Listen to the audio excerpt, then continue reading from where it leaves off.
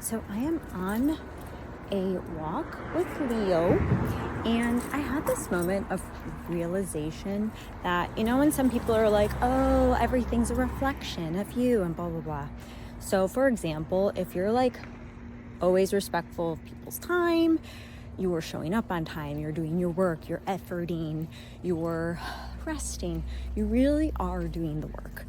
And you find yourself either amongst a pattern of unreliability, like just behavior that is just not what, like, you're not supposed to be parenting anybody else, like, you know what I mean, but yourself. People pushing their work onto you, so you're managing more than you should, whether it comes from work or like emotionally or like, whatever it is.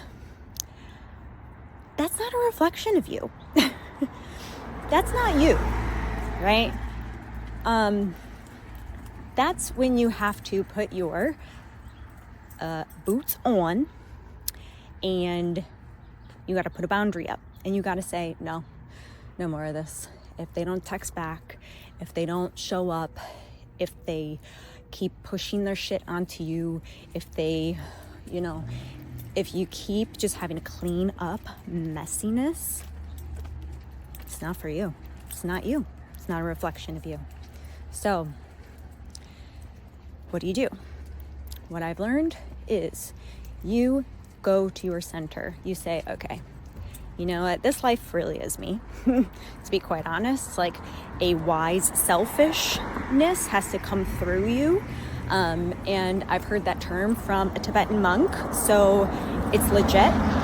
So you got to put on your wise selfish, and you got to be like, this is too expensive. Like, this is not what we're going for. So keep your mind your own, and don't let people push you, especially if you're the one doing all the work, or you're cleaning up after all the messes, because then you just recognize, oh my gosh, that's called abuse. That's toxic. And that's a no-no. Let people do their own work, especially at a time like now. Just say no.